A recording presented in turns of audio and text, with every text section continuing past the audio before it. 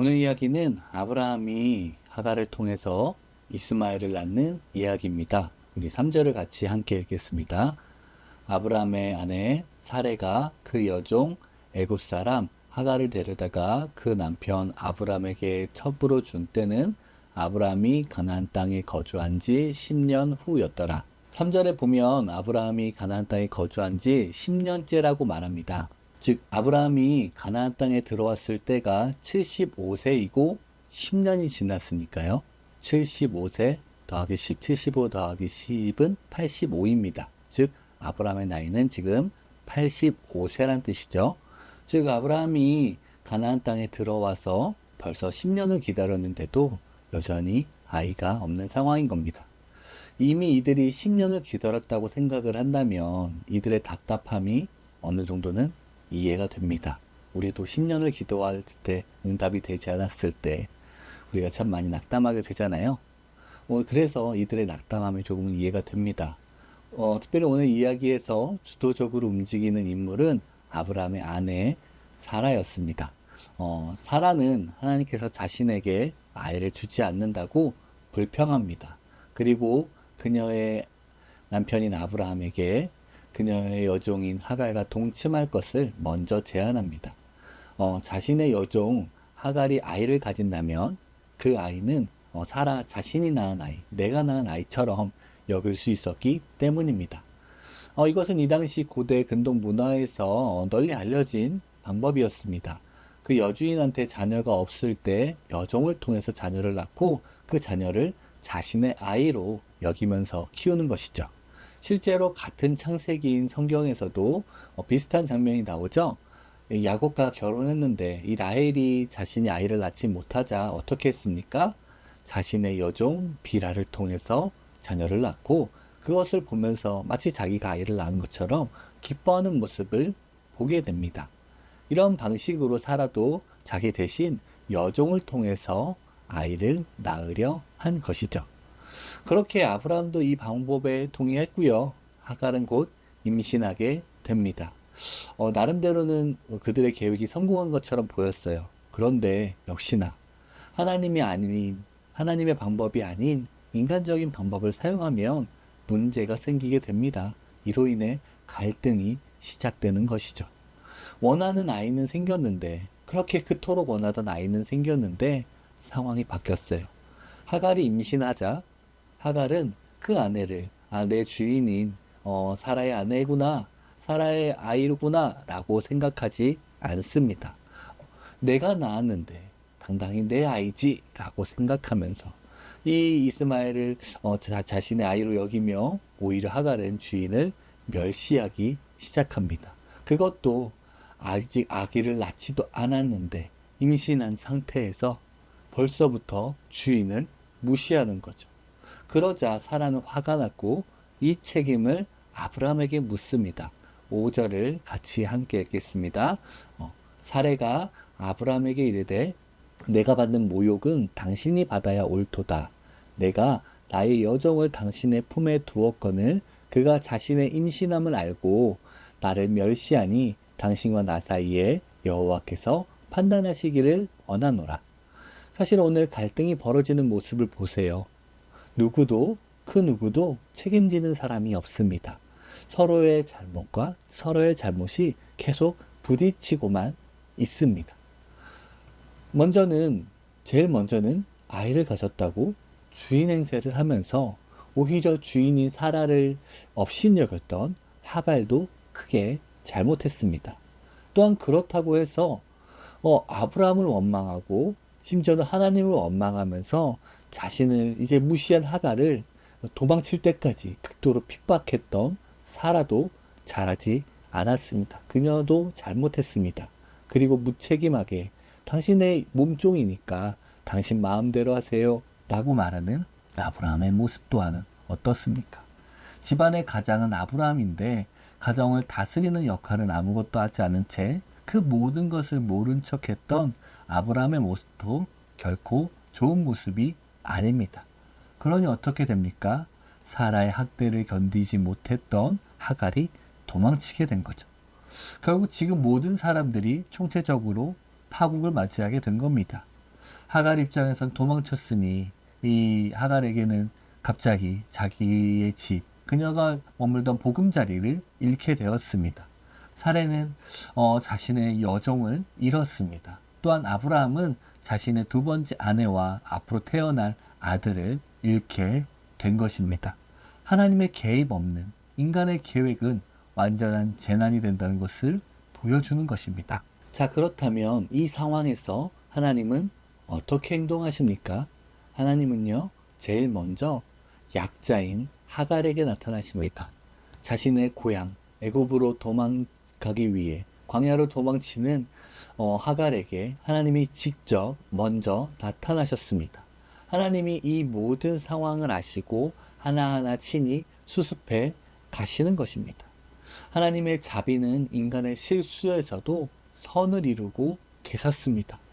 먼저는 하나님께서 하갈에게 나타나서 말씀하십니다. 내 주인에게로 돌아가서 복종하라고 말씀하십니다. 그리고 하나님이 약속하시죠.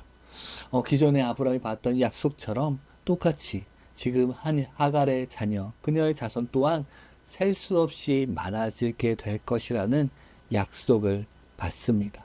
그리고 하나님이 직접 이 하갈의 아들의 이름을 지어주십니다. 그 이름은 아시는 것처럼 이스마엘이죠. 하나님이 들으셨다. 하나님께서 내 고통 소리를 들으셨다 라고 말씀하십니다. 그리고 이 아들 이스마엘의 미래를 알려주시죠. 나중에 들나귀처럼 거친 삶을 살며 유목민 생활을 하게 될 것을 알려주셨습니다. 그래서 이렇게 하나님을 만난 하갈은 감탄하며 나를 살피시는 하나님을 내가 만났다 라고 고백합니다. 그리고 하나님을 만난 셈을 부엘라 헤로이라 짓습니다. 그 뜻은 나를 돌보시는 살아계신 분의 우물이란 뜻이죠. 그렇게 하나님을 만나고 사라에게 돌아가라는 하나님의 권고를 받은 하갈은 드디어 아브라함의 집으로 돌아왔습니다. 그리고 때가 차서 아들을 낳았고 하나님이 주신 이름 그대로 이스마엘이라고 이름을 지었습니다. 어쩌면 사실 이 모든 과정을 통해서 사라는 그 아이가 내 아이가 되기를, 자신의 아이가 되기를 희망했는지 모릅니다. 그러나 분명히 이스마엘은 하갈과 아브라함의 아들이었지 사레의 아들은 아니었습니다. 성경은 무려 3번이나 하갈이 아브라함의 아들을 낳았다고 3번이나 말합니다. 먼저 오늘 이야기 여러분은 어떻게 보십니까? 첫째로 오늘 이야기는 단순합니다. 하나님 없는 계획은 실수할 수밖에 없음을 보여줍니다. 때론 우리도 아브라함처럼 기다려야 할 때가 있습니다. 때론 우리도 아브라함과 같은 때가 있죠. 분명 하나님의 때를 알면서도 기다려야 된다는 것을 알면서도 조급한 마음에 기다림을 선택하는 것이 아니라 우리의 인간적인 방법들을 선택할 때가 있습니다. 그러나 때론 그 인간적인 모든 방법들을 내려놓고 하나님을 기다리는 것이 가장 최선의 방법임을 기억하시기 바랍니다. 우리의 분주함, 우리의 조급함을 내려놓읍시다. 우리가 마음이 너무 바쁜 것 같아요. 우리는 너무 마음이 급해요. 하나님은 때론 왜 이렇게 하나님이 움직이지 않으시지? 라고 사실 느껴질 때도 있어요. 그런데 분명한 건요. 하나님을 기다린다면 분명 하나님께서 일하실 것입니다. 둘째로 하나님은 가장 약한 자를 돌보셨어요. 오늘 가장 약한 자는요. 아이를 못 낳는 사라가 아니었어요. 진짜 약자는 여주인의 학대에 쫓겨난 하갈이었어요. 그리고 하갈의 모습을 보세요. 사실 하갈은 이스라엘 백성이 아니잖아요. 그냥 아브라함과 함께 살던 이방인이었고 사라의 종이었잖아요. 오늘 하갈의 고백을 보세요. 하갈은 하나님을 만난 후 이렇게 말해요. 나를 살피시는 하나님을 만났다라고 말해요. 사실 도망치면서 하갈은 불안하지 않았겠어요? 그리고 하갈에게 가장 큰 걱정은 곧 낳게 될 아이 아니었어요? 사실 모든 어머니가 그렇잖아요. 임신한 하갈에게 가장 큰 걱정은 곧 태어날 아기였어요. 학대를 피해서 어쩔 수 없이 도망치면서도 자신보다 더 걱정되는 거는 이 태어날 아기, 이 아기를 어떻게 키울까? 어떻게 보살펴야 할까? 이 아이가 앞으로 어떻게 될까? 그 걱정뿐이었어요. 아이 걱정뿐이었죠. 그래서 하나님은 하갈한테 약속하신 거예요. 그 아이 때문에 걱정하지 말라고. 내가 직접 이 아이를 책임져 주겠다고. 하나님께서 직접 그 아이를 책임져 주겠다고 말씀하신 거예요.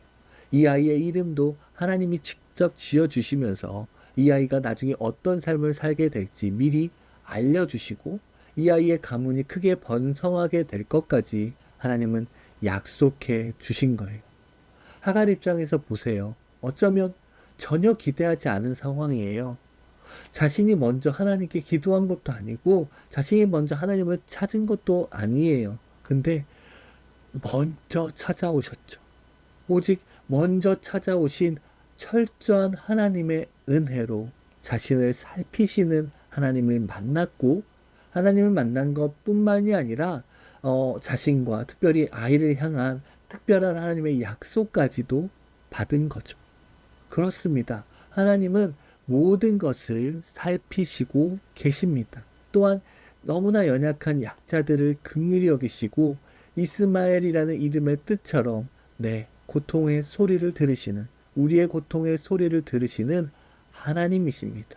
먼저는 우리에게 먼저 찾아와 크신 은혜를 베푸시는 놀라운 하나님을 기억합시다. 우리에게 이러한 하나님의 모습, 오늘 하갈을 찾아와 친히 약속하시고 보살피시고 보호하시는 하나님의 모습을 기억하십시오. 하갈의 모습은 우리의 모습입니다. 아무런 자격 없는 하갈을 기억하시고 은혜 베푸신 하나님의 모습은 우리의 어떠한 자격 조건, 우리의 연약함을 뛰어넘어 어떤 사람이든 어떤 연약한 자든 고통받는 자들을 특별히 연약한 자들을 긍휼히 여기시는 하나님의 모습을 보여줍니다. 또한 마지막으로 생각해 봅시다. 결국 하나님은 왜 하갈에게 은혜를 베푸셨을까요? 결국 아브라함 때문이죠. 이스마엘에게 은혜를 베푸시고 이스마엘의 자손까지도 셀 수 없을 만큼 늘어나게 하시는 이유도 결국 이스마엘 또한 누구의 자손이기 때문에 아브라함의 자손이기 때문입니다. 그렇습니다. 결국 하나님은 아브라함이 실수한 것을 아시면서도 그 실수까지도 품어주셨습니다. 포용해 주셨습니다. 사실 이스마엘을 낳은 것 그 자체는 실수일지 모릅니다. 우리가 봤을 때 왜 아브라함 이런 믿음 없는 행동들을 했지? 라고 생각할 만큼의 실수였을지 모릅니다. 그러나 그 실수까지도 용서하시고 품어주시는 하나님의 모습은 하나님의 그 넓은 사랑을 우리로 하여금 깨닫게 합니다. 결론입니다. 어쩌면 오늘 이야기는 아브라함이 이스마엘을 낳은 이야기, 어쩌면 인간의 실수로 가득한 이야기입니다. 기다리지 못해서 조급한 마음에 인간적인 방법으로 아이를 가졌습니다. 또한 아이를 낳는 과정에서도 서로 잘못하고 서로의 탓만을 하며 아무도 책임지지 않아 문제는 커졌고 사라는 탈출합니다. 하갈도 잘못했고 사라도 잘못했고 아브라함도 잘못했습니다. 그렇게 잘못은 점점 커져서 파국으로 치달았습니다. 하갈이 도망쳤습니다. 그러나 그 모든 것을 보신 하나님, 그 모든 것을 감찰하신 하나님께서 그 모든 실수를 덮으시고 감찰하시고 회복시키십니다. 하갈에게 은혜를 베푸시고 약속하십니다. 하갈이 집으로 돌아오게 하십니다. 그리고 아브라함이 그렇게 인간적인 방법으로 낳은 아들이라도 할지라도 이스마엘로 슬퍼하지 않게 하시고 위로하시며 그 또한 선으로 바꾸어 주십니다. 어쩌면 오늘 이스마엘 이야기는 인간의 약함, 인간의 실수만이 드러나기 때문에 오히려 어떤 분이 드러나요? 오히려 합력하여 선을 이루시는 하나님, 먼저 찾아와서 은혜 베푸시고 선을 행하시는 하나님의 모습이 더 뚜렷이 보이는 겁니다. 오늘 이야기 속에 드러난 하나님의 모습을 기억합시다. 먼저는 우리의 조급함을 내려놓고 하나님의 때를 기다립시다. 또한 하갈을 살피신 하나님께서 이 연약한 우리의 모든 상황도 아시며 우리의 모든 상황까지도 살피고 계심을 기억합시다. 또한 우리는 연약할지라도 아브라함의 연약함까지도 선으로 바꾸시는 하나님께서 우리의 연약함 끝까지도 선으로 바꾸심 그 하나님만 바라보며 오늘도 믿음으로 나아가는 저와 여러분, 우리 마음신교회 성도님들이 되시길 소망합니다. 감사합니다.